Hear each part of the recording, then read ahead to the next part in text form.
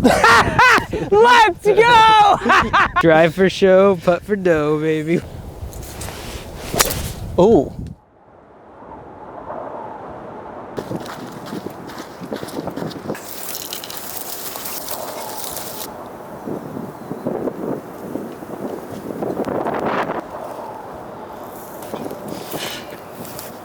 There we go. Woo. Yeah, buddy.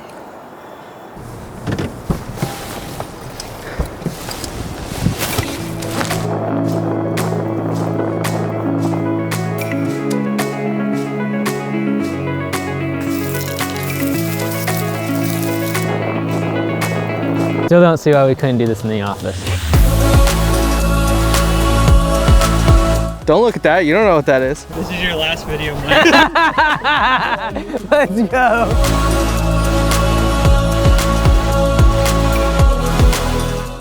Hello, everybody, and welcome to a year in review with Mike Andes. Mike, why don't you tell everyone where we are right now? This is the 5 acres of our new shop. Right on. Yeah, Well, so hopefully it looks better than this when we get here. 5 acres, new shop, Augusta Nation. This is where headquarters is going to be. So we thought, hey, what the heck? Let's drag Mike out here. Let's get a fire pit. Let's do a year in review video. Talk about last year. A lot of things happened. You can warm your hands by the fire. A nice cup of Joe. Anyways, yeah, so we thought let's do a little year in review. A lot of things happened. COVID part 2 happened. We're already working on our way into COVID part 3. That's exciting. But really just want to get maybe some thoughts from the Mike Andes about, you know, the year that happened for Augusta, for the industry, and for him personally as well. So first off, maybe let's just start with just generally this year. What was maybe one of your biggest challenges for you in your business this year, or personally, relationally, spiritually, whatever it may have been? What was that in the year of 2021 for you? Yeah, I think from a business standpoint, it was just a matter of, you know, scaling up Augusta from, you know, last year this time, you know, 25 or so locations, and now tripling that. But the amount of operational kind of stress that put on. So command center, having to really figure out our systems there, and like what I've always said, you know, what works at 100,000 doesn't work at 500,000. What works at 500,000 doesn't work at 1 million.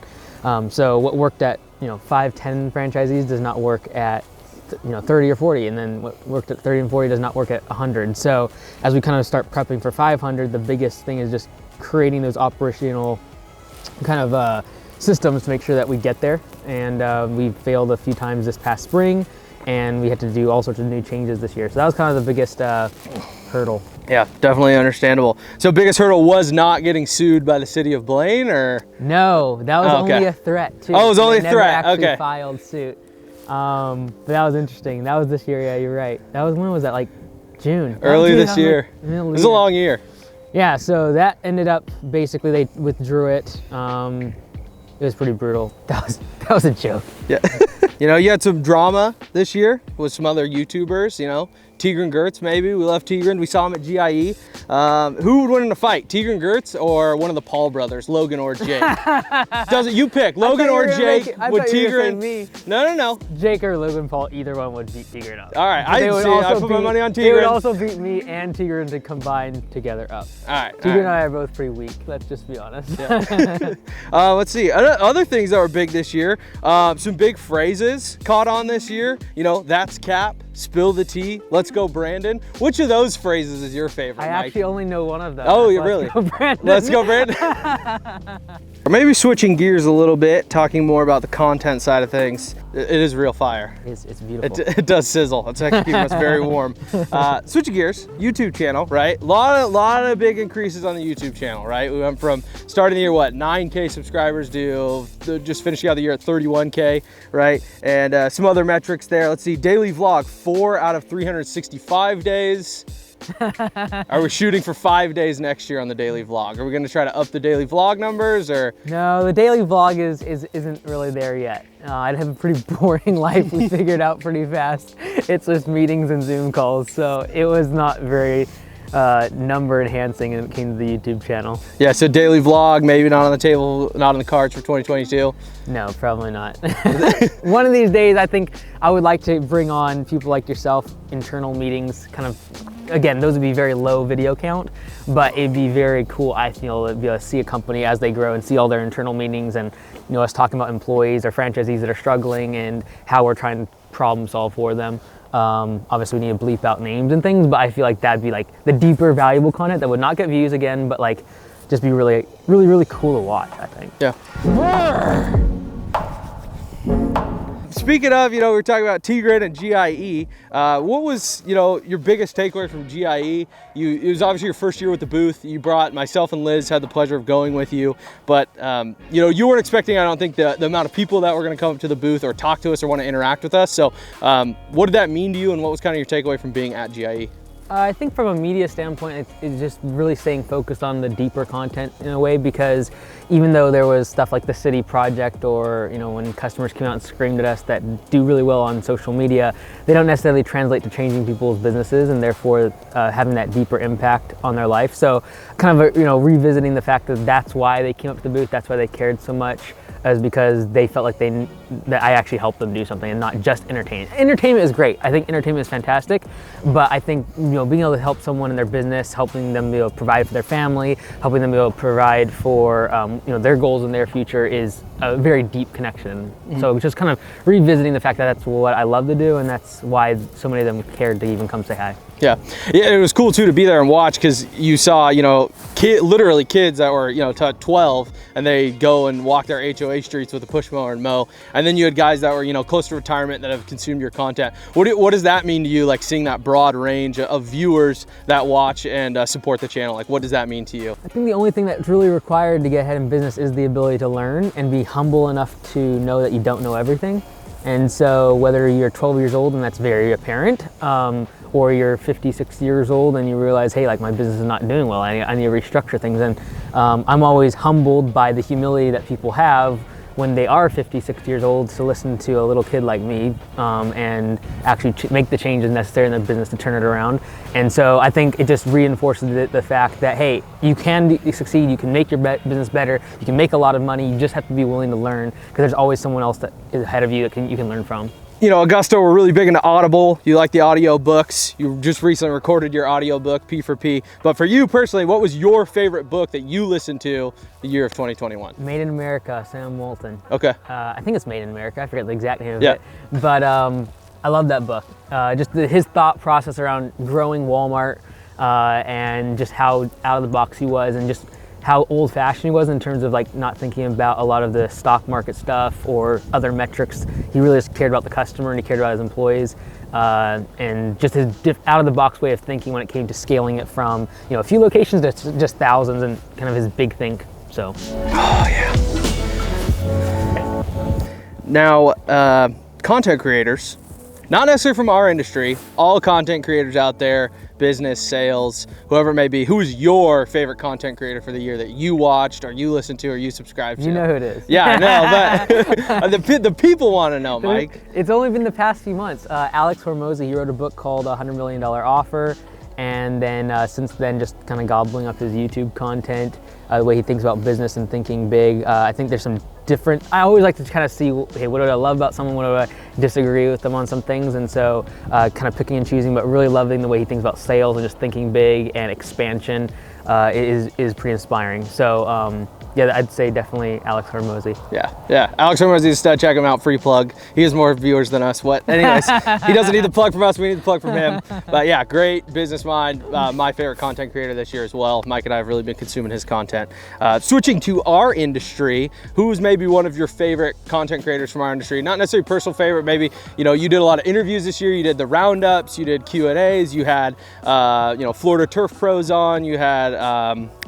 Lots of other people. Lots of other people. Trying to think who else. Tons of guys. But I would say probably, honestly, like, unfortunately, in my mind, like Lawn Care Millionaire was someone that just about everyone watched when they were getting started 7, 8, 10 years ago. But obviously he doesn't create any more content, so it kind of stinks. I really like the deeper content. I don't watch any of the kind of vlog style content typically, just because I don't have the time. But someone like Florida Turf Pros, honestly, in our industry is still probably one of my favorites, even though he makes a video occasionally. Just because it is about business. It is about like, hey, like what's working for you, how to make the business grow, and what's improving it. So to me, that's still the only thing I like to watch. So the entertainment stuff is great. I know it gets a lot more views and ad revenue, but I just don't have the time, honestly, to watch it. Fair enough. Speaking of content creators within our industry, if someone from our industry were to be interviewed on the Joe Rogan Experience podcast, who would be? So easy. Who would be? I know. Everyone has in their mind exactly who would be the best interview on the Joe Rogan That's Experience? so easy. Keith Kalfas. Yeah. the amount of deep knowledge that would come out of his mouth during a Joe Rogan, and the long periods of awkward silence peering into each other's eyes would be worth watching. Yeah. I would pay good money, honestly, to watch Keith Kalfas and Joe Rogan just hash it out. All right, people forget, you know, when a year goes by, we forget, you know, something happened 5 months ago or 5 years ago, especially a year with a pandemic, whatever you want to call it, was going on. The Ever Given, does that ring a bell? I know Evergrande. The Ever Given was the name of the boat. Oh, that got the stuck Suez Canal. in the Suez Canal. That happened in 2021. People forget. Right. And do you think, serious question, if the captain was on P for P, would they have gotten stuck in the Suez Canal? Ooh, I still think he would have, honestly, just based upon knowing what happened. But I think he would have thought twice about some of the things he did. But on the flip side, you could also argue that people would actually he would have gotten into trouble because of P4P because he was rushing. Yeah. But if he was actually getting docked pay for having his ship hit the ground, maybe he would have thought twice. Yeah, fair enough. Mike, if I were to, we're sitting, you know, it's cold, right? Winter months here. If I were to sit like this, Bernie Sanders. Just that happened this year. It did. That happened this January. year. I feel like I'm Bernie Sanders out here interviewing you. So fun. So one thing I wanted to ask to get, I guess, a little more serious. We had 2 employees from your original location, the Whatcom Bellingham location, actually start officially their franchises this year. Nick Reed down in Marysville, Washington, started in spring of 2021, and then Austin and Tyler, who kind of paired up. Austin's been with Augusta for over 3 years. Tyler joined recently. They went and started one in Burleson, Texas in fall of 2021. Talk about them together individually, but what does that mean to you, you know, as business owner, mentor to those guys, to see them starting their own businesses and ultimately having success? What's that look like to you? Yeah, like I figure, like, man, if I could do that, you know, several times a year, I'd be pretty thrilled. The thing about like going on the stock market, running a publicly traded company, what stinks is most of the value you're bringing to investors is just people who already have plenty of money. Mm-hmm. You're not really making a difference in their financial life or their future. But to be able to take someone that is, you know, minimum wage, they work for us for a couple years, making 20, 25 bucks an hour, working hard, and then now they're owning their own business. You know, Nick Reed making really good money and having a couple new trucks he bought and all the rest of it. So that's the most rewarding thing ever. Obviously it's because of their hard work and their dedication, but to say that I did a little part of that and at least got them started on their way is extremely rewarding. Yep. Yeah, probably the thing that keeps me going with Augusta when we're losing money and it's not always the funnest thing to do, but yeah, it's very, very inspiring. Yeah. And then generally for, I guess, all the franchisees, what would maybe be like a word, you know, to surmise like the year of 2021, or a word of encouragement going into 2022 for all the franchisees, or just like general highlights, something you'd want to say to kind of all the franchisees in summation, I guess, for the year? Yeah, like last year at the franchise conference is obviously virtual, but our kind of theme or, you know, motto for that conference was change is hard, change is necessary. And that's what I'd say. Like this year we had to change phone systems at Command Center, we had to completely revamp the way we trained at Command Center, we had to redo teams at the Command Center, rethinking all sorts of stuff that we had to build in terms of operationally. So change is hard, change is necessary. For you personally, what is maybe one skill you learned in 2021 that you think will be the most beneficial for you in 2022? Probably from a personal finance standpoint, I really dug in this year in terms of learning more and more about macroeconomics and like the stock market, real estate, and how that action is going to affect our industry. It's one thing to like, you know, working head down in your business all day, but if you step back and realize that like the tide of the economy that is worth trillions and trillions of dollars in GDP, like you working harder is not going to change that too much.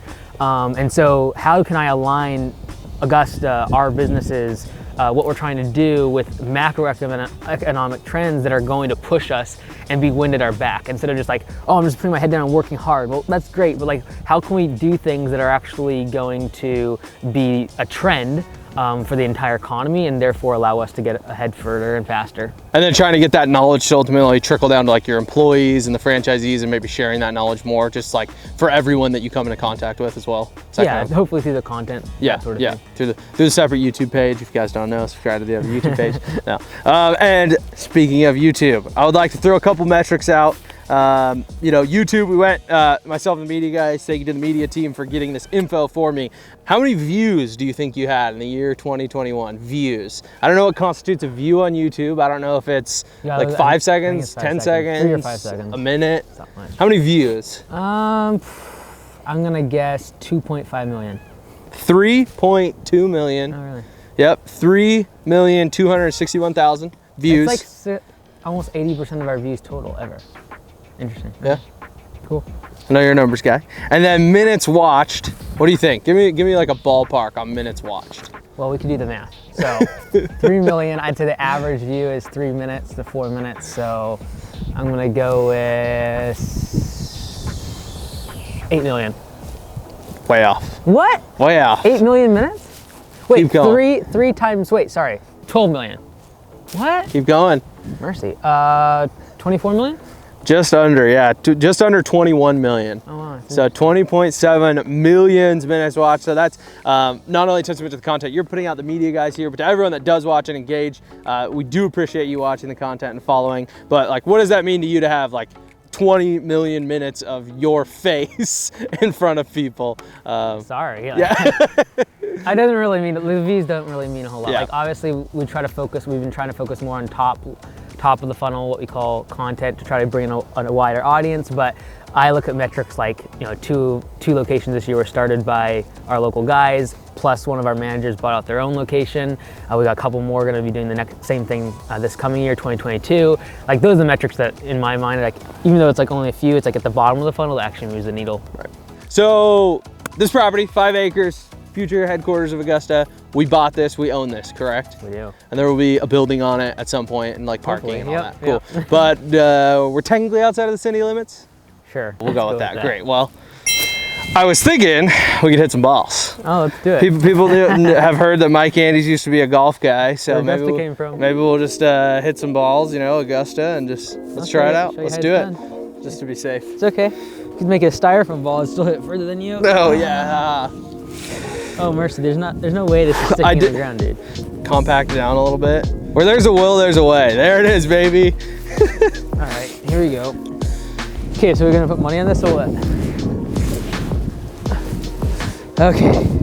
See, actually, I think a wedge would actually go further. If you want a wedge, I'll get you a wedge. We're really gonna do this. Let's make it serious. Oh man, here we go. This guy. Mocking my abilities to play golf. We can do best wedge shot after, because that's what people pay to see. Wedge shots. Drive for show, putt for dough, baby. We're gonna putt. All right, here we go. This is bad news. It's so stiff in the cold. Wider stance, get a little traction here. All right, between the two trees, here we go.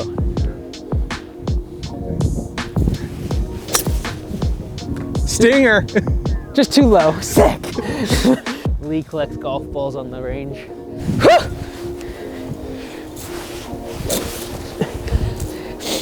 As you can see in the newspaper, children pull out AR-15 and then hit golf balls.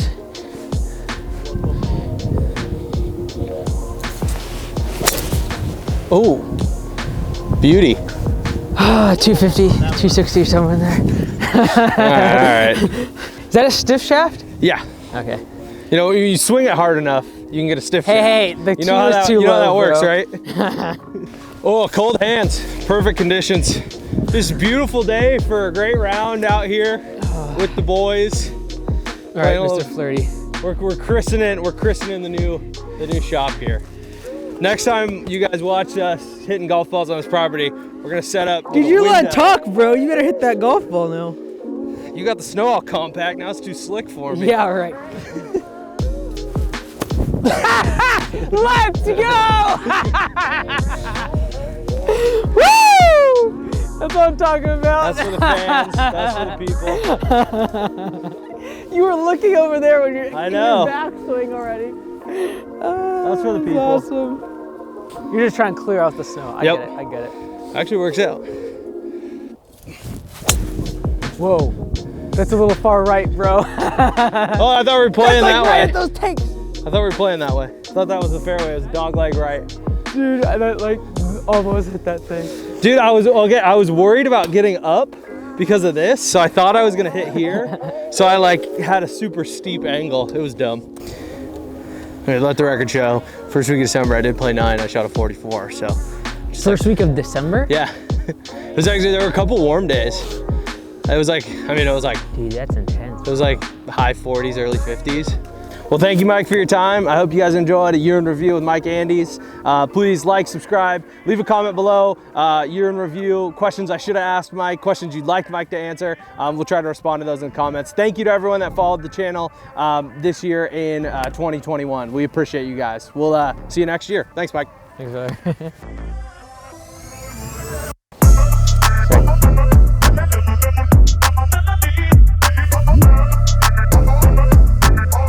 Remote start the whip.